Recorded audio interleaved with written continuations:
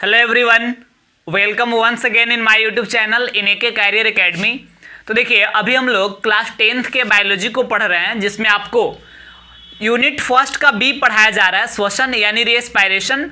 और इसमें आज के वीडियो में हम आपको बताने वाले हैं पौधों में श्वसन कैसे होता है, यानी रेस्पिरेशन प्लांट में कैसे होता है, इसको हम लोग जानने वाले हैं। काफी छोटा वीडियो होगा, आप समझेंगे जो चीज यहाँ हम बता रहे हैं।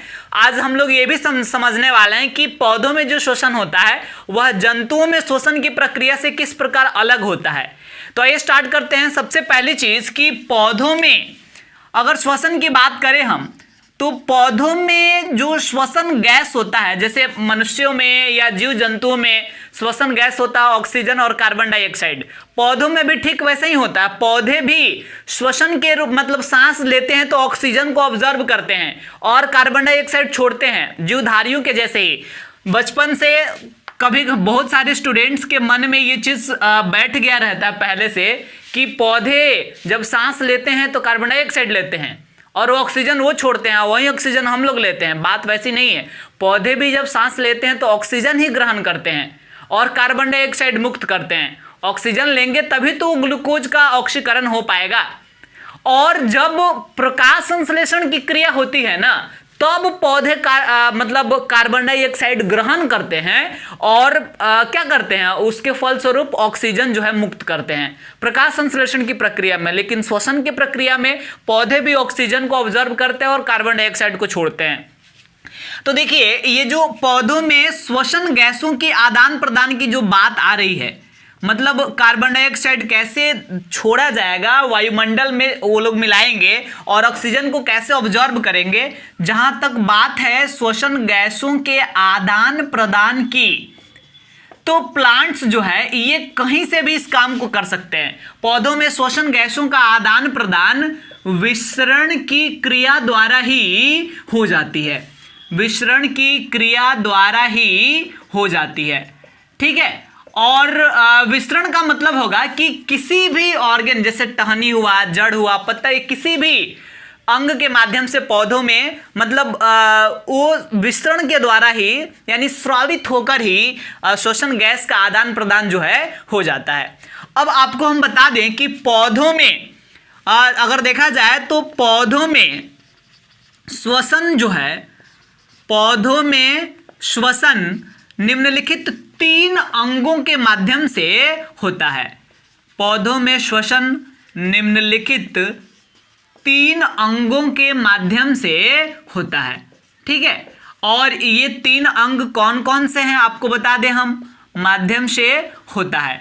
और इसमें जो सबसे पहला अंग है, इस अंग का नाम है मिट्टी। सबसे पहले तो पौधे जड़ से भी क्या कर सकते हैं, मतलब श्वसन की प्रक्रिया संपन्न कर सकते हैं। पौधों में जड़ से भी सांस लिया जा सकता है। और कैसे, तो ये मिट्टी के कणों में जो ऑक्सीजन मिला हुआ है, मिट्टी के कणों द्वारा, मिट्टी के कणों में ऑक्सीजन मिला हुआ रहता है और उसी से ऑक्सीजन को जड़ द्वारा पौधे ऑब्जर्व करके श्वसन की प्रक्रिया संपन्न कर सकते हैं।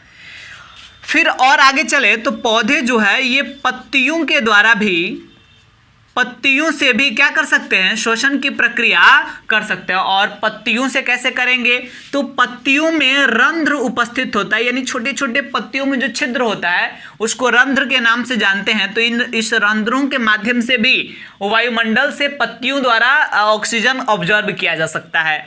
और वहीं अगर हम बात करें कुछ और आगे, तो देखिए टहनियों से भी पौधों में श्वसन की क्रिया संपन्न है। और टहनियों से कैसे होगा, तो देखिए टहनियों में भी कुछ छोटे छोटे छिद्र होते हैं। जनरली हमें ऐसे दिखाई नहीं देता, बट छोटा छोटा छिद्र होता है जिसमें विसरण के माध्यम से श्वसन गैस का आदान प्रदान हो जाता है। और इन छोटे छोटे छिद्रों को वातरंध्र या स्टोमाटा भी इसको कहा जा सकता है, ठीक है। तो इस प्रकार प्लांट में श्वसन की प्रक्रिया तो विसरण द्वारा ही हो गया और अलग अलग अंगों के माध्यम से हम लोग लिख लिए। तो आप पहले इतने चीज को नोट कर लेंगे और इसके बाद हम आगे चलते हैं और कुछ और चीजों को हम आपको समझाते हैं। तो देखिए, हम आपको बता रहे हैं कि जो पौधों में श्वसन होता है, पौधों में जो श्वसन की प्रक्रिया की जाती है, जंतुओं में श्वसन की प्रक्रिया से किस प्रकार भिन्न है। जंतुओं में श्वसन से भिन्न यानी श्वसन से अलग कैसे? आप किस प्रकार कह सकते हैं कि पौधों में श्वसन जंतुओं में श्वसन से अलग है?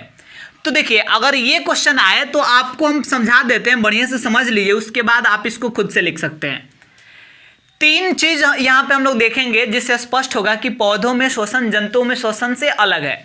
सबसे पहला पॉइंट कि पौधों में विभिन्न अंगों के माध्यम से श्वसन की प्रक्रिया जो है संपन्न की जा सकती है, विभिन्न अंगों के माध्यम से। और हम आपको बताए हैं कि पत्तियों के द्वारा भी इसमें श्वसन हो सकता है, जड़ के द्वारा भी हो सकता है और टहनियों के द्वारा भी हो सकता है। लेकिन जंतुओं में ऐसा नहीं है। जंतुओं में श्वसन की क्रिया जो है किसी भी अंग के द्वारा नहीं हो सकता है। हम चाहेंगे कि हाथ से ही ऑक्सीजन खींच ले, नहीं होगा, नाक से ही खींचना पड़ेगा। मतलब पौधों के जैसे पौधों में किसी भी ऑर्गन के माध्यम से विसरण द्वारा श्वसन गैस मतलब जो है किसी भी अंग के माध्यम से हो जाता है, बट जंतुओं में ऐसा नहीं है। अब वहीं अगर बात करें श्वसन गैसों के आदान प्रदान का, श्वसन गैसों का परिवहन, तो देखिए पौधों में श्वसन गैसों का परिवहन जो है विसरण की क्रिया द्वारा होती है। किसी भी अंग के द्वारा विसरण की क्रिया से श्वसन गैसों का परिवहन हो जाएगा। लेकिन जंतुओं में श्वसन गैसों का परिवहन करने के लिए कुछ विशिष्ट अंग पाए जाते हैं, कुछ विशेष अंग पाए जाते हैं जिसके माध्यम से श्वसन गैसों का परिवहन होता है। आगे हम लोग पढ़ेंगे जब जंतुओं में श्वसन, तो वहाँ जैसे हम मनुष्य में श्वसन को बताएंगे तो वहाँ पे हम समझाएंगे कि किस प्रकार नाक के माध्यम से जो है ट्रेकिया, फिर आगे चलकर लैरिंग्स फेरिंग्स वगैरह जो होता है, और फेफड़ा में, फिर शरीर के सेल्स में, मतलब एक विशिष्ट अंग तंत्र होता है जिसके माध्यम से श्वसन गैसों का परिवहन जीवधारियों में मतलब अलग अलग जंतुओं में होता है। लेकिन पौधों में तो विसरण के द्वारा ही हो जाता है, किसी भी अंग के माध्यम से। अब एक और पॉइंट हम आपको बता दें कि पौधों में जो श्वसन की प्रक्रिया की जाती है, पौधों में होने वाली श्वसन जो है, यह इसमें श्वसन की जो गति होती है, मोशन, यह जंतुओं में श्वसन की गति से, जंतुओं में श्वसन की गति से कम होती है। यानी पौधों में श्वसन जो है धीमे गति से होता है, लेकिन जंतुओं में श्वसन की प्रक्रिया जो है तेज गति से अपेक्षाकृत किया जाता है। तो देखिए आप इसको लिखेंगे कैसे, आपको लिख लेना है कि पौधों में श्वसन जंतुओं में श्वसन से निम्नलिखित प्रकार से भिन्न है। 1 नंबर, पौधों में विभिन्न अंगों के माध्यम से श्वसन की प्रक्रिया संपन्न हो जाती है, जैसे पत्तियों, जड़ों, टहनियों के माध्यम से, जबकि जंतुओं में ऐसा नहीं है। दूसरा पॉइंट लिखेंगे आप कि पौधों में श्वसन गैसों का परिवहन जो है ये विसरण के द्वारा ही हो जाता है, लेकिन जंतुओं में श्वसन गैसों के परिवहन के लिए कुछ विशिष्ट अंग पाए जाते हैं।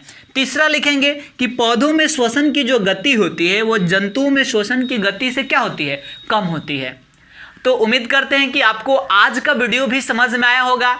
आज हम लोग इतना ही रहने देंगे और अगले वीडियो में हम आपको बताने वाले हैं जंतुओं में श्वसन के बारे में कि एक कोशिकीय जीवों में कैसे श्वसन होता है और बहुकोशिकीय जीवों में श्वसन के कौन कौन से प्रमुख ऑर्गन्स पाए जाते हैं। इन सारे चीज़ के बारे में हम अगले वीडियो में डिस्कस करेंगे।